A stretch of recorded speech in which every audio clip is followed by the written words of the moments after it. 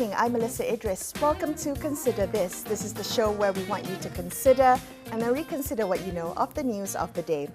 In recent elections, we've seen a trend where young Malay voters are increasingly gravitating towards more conservative political parties. Now, this shift challenges conventional wisdom that younger generations typically support progressive reforms.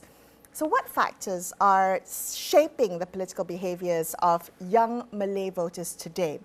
And what might this trend mean for the future of Malaysia's political landscape and our multicultural society? Joining us on the show today to discuss this further is Dr Syaza Shukri. She's an Associate Professor of Political Science at International Islamic University, Malaysia, IIUM. She's also a visiting fellow at the ICS Yusof Ishak Institute in Singapore, for which she recently wrote a publication titled "Why Young Malay Voters in Malaysia Are quote-unquote turning green." We also have Aziff Azuddin, who is a research associate at IMAN Research, where he is the principal investigator for the think tank's research project on Malay youth and politics. Both of you, welcome to the show. Thank you so much for joining me. Now, the research that both of you've done work into understanding the political behaviours of young Malay voters. I'm wondering whether we could begin there. Could you tell us a bit more about your respective work and why you're looking into this area? Dr. Syaza, maybe you can start? Sure. For me, the catalyst was the 2022 general election, of course. We were all talking about this green wave. A lot of the younger voters are choosing Perikatan Nasional over the other two parties. So for me, the hard data is already there, that fine, the youth are voting for one coalition over the other, and then it's replicated in the state elections. My query was why? So that's the thing that I think a lot of us are interested to know. We know already where they're heading, but why are they going a certain way? So I proposed that idea. Why don't I look into this? What makes them choose this path? And I have a unique access to certain youth at Islamic universities, so I want to look at that. So I try to connect that with their background, studying at Islamic universities, and that is where I discovered certain things that I think we shall discuss later about what make them choose to vote. Yeah, very interesting. So we will discuss some of the findings of your research. Aziff, what made you want to look in this area? Yeah, so similarly to Dr. Syaza, after the 2022 general elections, we saw, I think, notably a number of youths, Malay youths especially, voting for Perikatan Nasional. So yes, the similar underlying of why did they vote was important, but for us, it was also a question of, because they voted a certain way, we wanted to kind of get an idea, what are their politics? What are their worldviews? What is it that drives them? They'll also vote that way, but what are the long-term impacts also that comes from this sort of worldview? And what are the sort of interventions that we can do, whether it's through government programs or whether it's through NGO interventions that can also kind of curb or at least move them towards the centre or the progressive left. Okay. Yeah. So I have to ask you, when Undi 18 was passed and younger voters in Malaysia was given their rightful ability to vote in elections, there was an overwhelming assumption that they would be progressive, liberal progressive, that they would vote Pakatan Harapan. And I remember having this conversation multiple times on the show during that period. But the results of GE 15 showed us that that's not the case. Why was that? What were the factors driving this unexpected shift in Malay voters here? I think we had that idea because we were actually looking at the youth from the 1990s, from the 2000s. Those were our assumption that they're going to follow their brothers and sisters and their parents, that look, during those times, the youth are known to support for Pakatan Rakyat, to be pro-Anwar and whatnot. So that was the assumption. We forgot that this current youth, they grew up in a different dynamic, and I think a lot of us forgot about COVID-19. For me, COVID-19 played a very, very important role in shaping their worldview and how they see politics in Malaysia. It was a very difficult time. And at that time period, we saw that Perikatan Nasional was in power, so they relate that to, oh, these are the government that we should help, that support us during their formative years in school. So that had a huge impact, and they also grew up during the short 2 years period of Pakatan Harapan rule. and they were inundated with the idea that Pakatan Harapan were threatening. We're talking about the Malays, the Malay youth. So the dynamic is very different of what happened, what occurred 5 years back than what occurred 20 years ago. So that's where I think there's this difference. So I think I want to draw that back maybe 10, 15 years back a little bit more.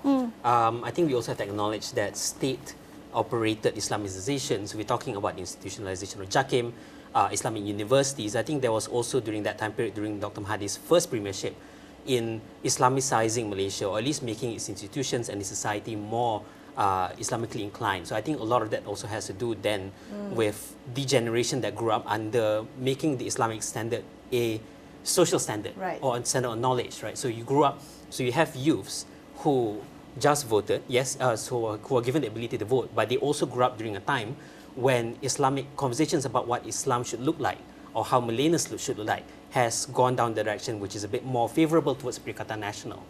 So I think if you contrast between what Pakatan was offering on their plate in the previous elections, as well as what Perikatan was offering on their plate, and we consider the historical hegemony, if you consider the historical setup, right, of how society has been groomed to think a certain way, to see the world a certain way, it is not surprising that youths who have grown up in that environment where there's a certain standard of Islamicness that they need to follow, which party would which coalition then that offers that is what they will go for. Can I follow up on what's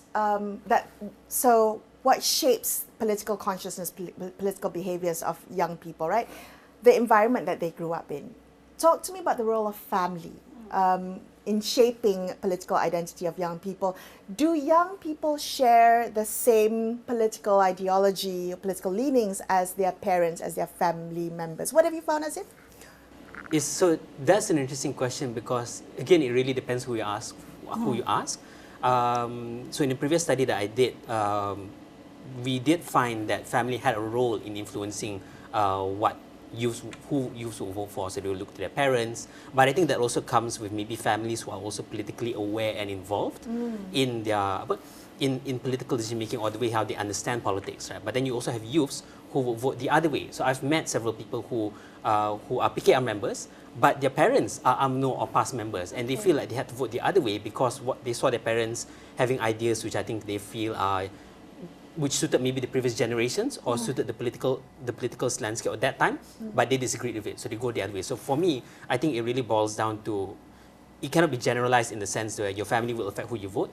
Your family affects who you vote, but it also then depends on how youths consume information, how they see how their friends interact, how they themselves interpret their political reality and choose to go with their parents and family, or to go against their parents and their family. Right. What do you think? Yeah, if I may add on that, on also your previous point about looking at the 80s and 90s, that period of Islamization of Malaysia's bureaucracy, the thing that we need to remember are the people that were growing up at that time period are now the parents of the youth that we're talking about. So if we're talking about the youth today, they didn't experience the 80s. In fact, they didn't even experience the 90s. A lot of my students were born after 9/11.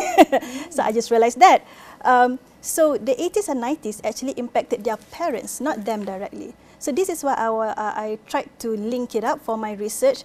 How did something that happened 40 years ago impact them now? So this is why I find the role of the parents. But I agree with Aziff that the parents' role, like I argued, it's more important than their peers, but it's not an all-be-all. Because I did find, just like Aziff did, that some voted differently than their parents, some choose to follow their parents because they lack that political education. But definitely we can't generalize it, but to understand the green wave now, it's their parents that experienced the 80s and 90s. So when we still talk about the environment that young Malays grew up in today, Dr. Syaza, your research looked at young Malays in Islamic universities, right? And how that might shape their political behaviours.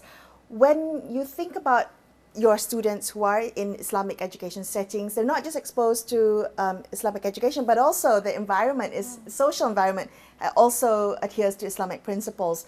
What have you found amongst with your research? Interestingly, my finding is that it doesn't have a huge impact, because I think we need to remember that this is the, not anomaly, but the uniqueness of how our students enter our university. They fill up a national application, the UPU, I believe, and then somehow the UPU would put them into these universities. They don't get their first choice, they don't get their second choice. So some of these people that I talk to, the Islamic universities are not their first choice. So it's not that they want to go to these Islamic universities. So when they're there and they are exposed to all of these ideas about Islamization and the environment, then they realize, okay, I'm learning something new, but it doesn't really alter how they already view the world. Because when they enter universities, they were already in their 20s, they're at least 20 plus.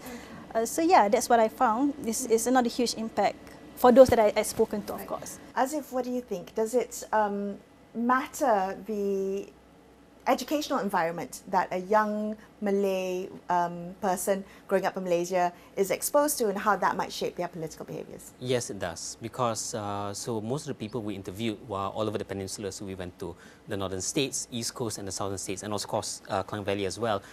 We found that the impact of university spaces are particularly useful, or at least impactful, when we talk about their understanding of multiculturalism. So say, for example, when I went up to Perlis, I met a lot of individuals, not just Perlis actually, Kedah as well. I met a lot of individuals who, in their entire life, they grew up in a Malay majority community, if not Malay only community.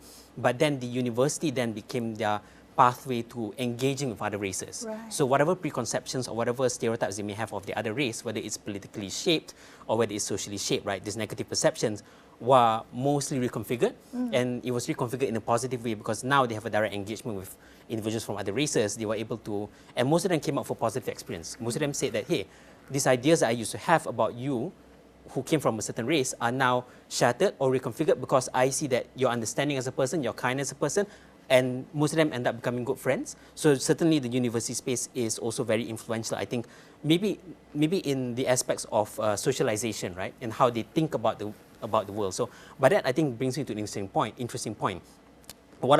We have to then think about their pre-university days, right? How did that experience shape their politics as well? And is the university then the final stage, or is it too late a stage to socialize them, to think about Malaysia in a different way? Right.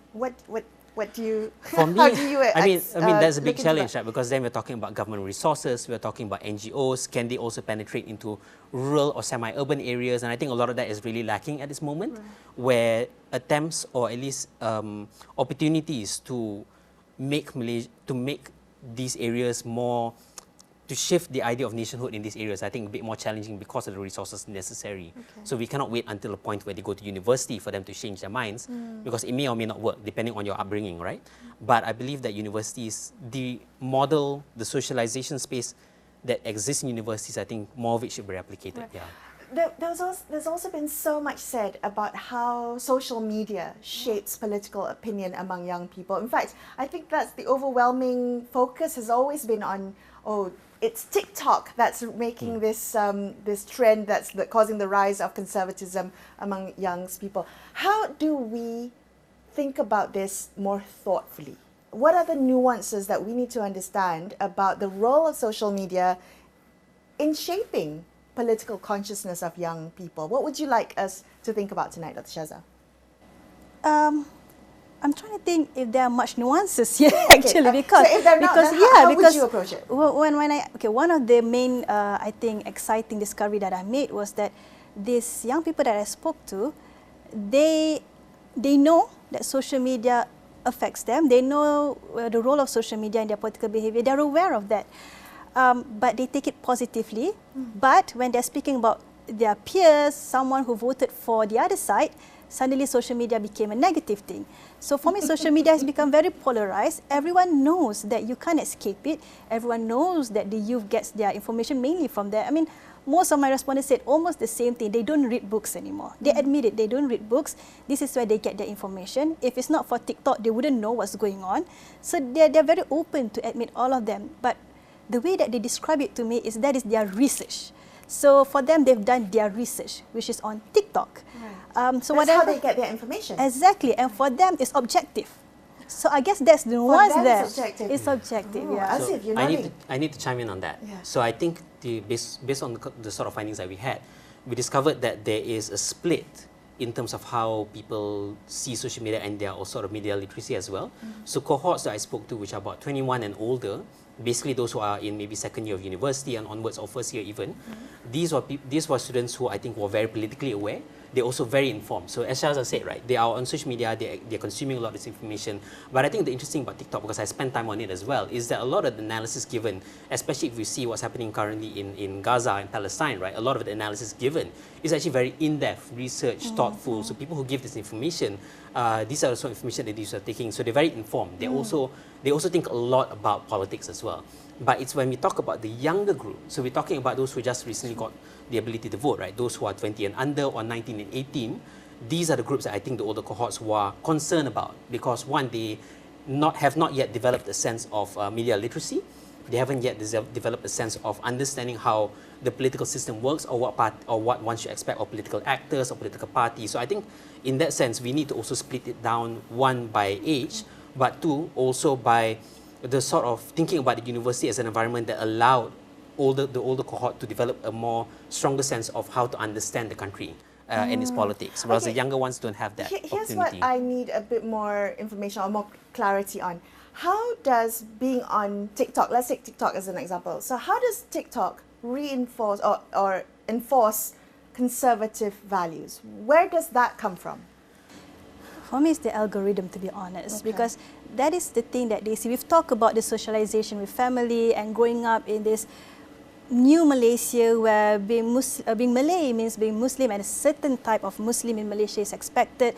So that's something that they already grew up. So you were saying that whatever they watch on TikTok, it reaffirms that, and it's really about what they are watching, and they're watching the same thing over and over. So this echo chamber, like it or not, we talk about this so many times, but that is the reality. I get frustrated as well. I'm honest that, are we talking about this again, that this echo chamber? But when I spoke to them, this is the thing It's a that, real problem. yes, that kept on coming up. But see, the echo chamber is created depending on how savvy the political parties are as well. Okay. So if you think about how Perikatan Nasional ran their social media campaign in the last state election and also general election, they basically had youths who are part of their social media team. So in a way, they knew how to engage, they knew how to create content which was engaging to the youths. But I question whether or not the Pakatan government now, during the elections then, had the same sort of idea of, or maybe was able to sell the same sort of strategy to youths. Can I focus on PAS? Why is PAS so successful on TikTok?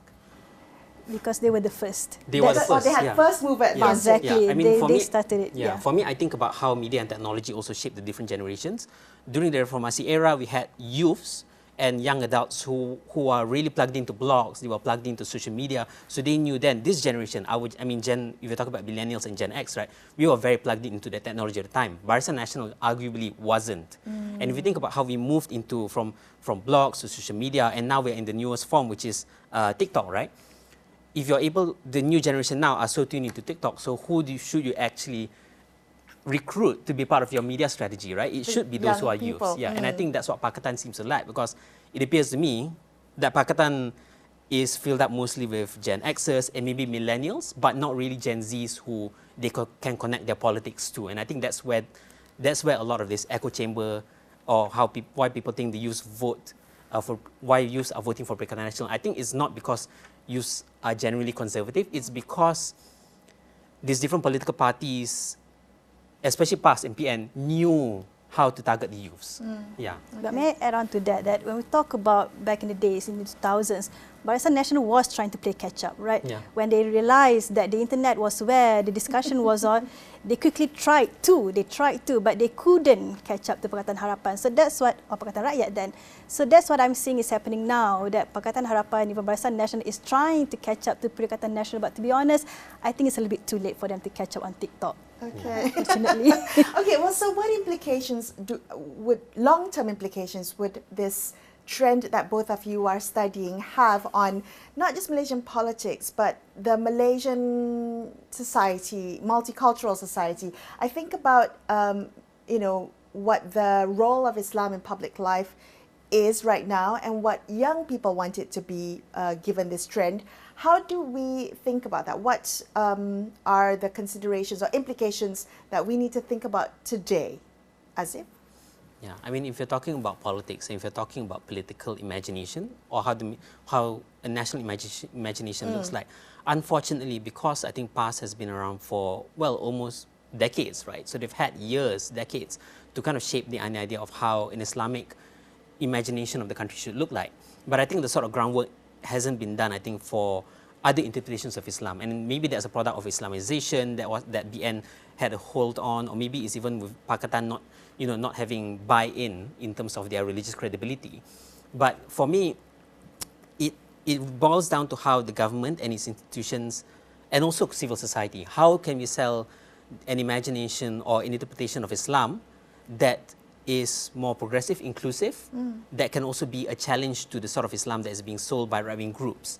And I think as long as it really is about how attractive you paint the future of the country and how you can also say that, hey, we can be Islamic, but we can also be progressive and inclusive.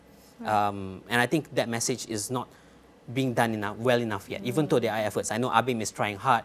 I know the government is trying hard to kind of sell that image, but again, I think they're up against generational politics. They're also up against, I think, the lack of social media savvy as well. Right. I'm just thinking about, it's not just also that, but also the political will. Do the government today have that political will to really challenge these ideas that the youth have on what Malaysia should look like 10, 20 years from now? We would like to think that. You gave correct examples, ABIM and the government, what they're trying to do. But just like you said, they're facing such a difficult task that I feel they might be swept by the current as well, that they're following the people. I mean, unfortunately, democracy also means, majoritarianism. They're following what the people want. And if this is what the people want, my fear is that the whole of institution and society would follow that and go down this path as well. But of course, we have hope. We hope that there will be resistance and, like I said, political will to celebrate instead the diversity of Malaysia. Yeah, so I think I need to add on. So the one major thing that we found in our preliminary findings for the study is that a lot of Malay youths lack agency. And what I mean by that is that they lack this feeling that what they do matters in the larger political scheme or larger social political scheme, right, of what they can contribute to the communities, but also to the countries. And they feel this on either side of the divide. They feel it with regards to the current government now. They also feel it with regards to state governments, which are also past control. Then this feeling of lack of agency, I think, is what also makes them feel like, what's the point, right? We want a certain version of the country. So you have progressives in rural Malaysia. You have progressives in Kedah, Kelantan, and East Coast, or even southern states. But because there is this lack of bridging, right, this political bridging, or this lack of allowing leadership opportunities, there's this feeling that we're left out of the political process. We're left out of being able to shape our communities, make it better, and envision the country and our communities the way we want to envision. So I think that is also, I think, one part of the problem which contributes, I think, to why youths would then go to who offers the most attractive package, right, which is Perikatan Nasional. Right. Because the government is seen now not offering agency, I'm going to go to Perikatan, which they may not have power, but they seem to promise a sense of agency. Yeah, and they also allow us space to express our frustrations against government. So, yeah, I would like to add to that. The people that I spoke to, I have those who shared the same sentiments, and they voted for Perikatan Nasional and Pakatan Harapan. What I'm trying to say is that there are people who they told me that they are more inclined to vote for Perikatan Nasional. However, their constituency, they know that will go to Pakatan Harapan. Therefore, they just vote for Pakatan Harapan. And vice versa. There were those who actually told me, actually, they support Pakatan Harapan, but knowing where they come from, they're going to vote for Perikatan Nasional. So on that day, they voted for Perikatan Nasional. So this sense of lack of agency is real. Okay, so what do we do with this information? If it's if it's tangible for young people that they feel stripped of their agency, what should political parties, decision makers, policymakers do to address this very real feeling? Yeah, for me, it's, if you don't mind me saying, if you don't mind starting, for me, it's really about offering them capacity building. It's offering them opportunities for leadership. So a lot of people that we spoke to said that, look, we don't want to reject the dinosaurs, and I'm quoting that directly. We don't want to reject the dinosaurs and make them irrelevant. But what we would like is kind of like a pelapis lah, which is kind of like a layered approach to it. Like we have the elder generation, or we have the generation after us, before us, to guide us into leadership. to give us opportunities to shape our communities, to also be involved in the socio-political process, but at the same time allowing us to also make the mistakes. But and a lot of them cited Indonesia.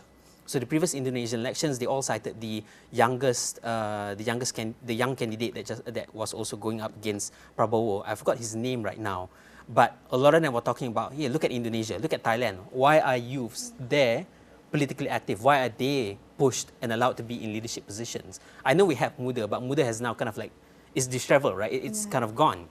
But it's feeling that they're not allowed to even have a sense of bridging, to be able to participate in the political process. They don't see a pathway. They don't see a pathway. And for me, if anyone can provide that pathway, that's how they win the next generation. Yeah, I spoke to my colleagues from Thailand, from Indonesia. We were changing notes, right? And they told me that I guess the difference is in these countries, they start from young, meaning secondary school. They see this path that you're talking about. They're already exposed to politics. So when they enter university, they're ready to go. But in Malaysia, in university is when they start to open up their books, learning, oh, this is what I can do. So it's a bit late. And when they start to vote, that's where the frustration came in. Like, oh no, we are not within the conversation. We're seeing all these dinosaurs are already there.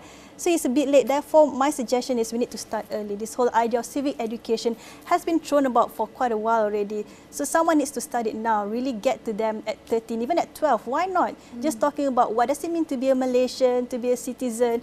So then by their 17, 16, they already can see, oh, there's a space for me. I can participate.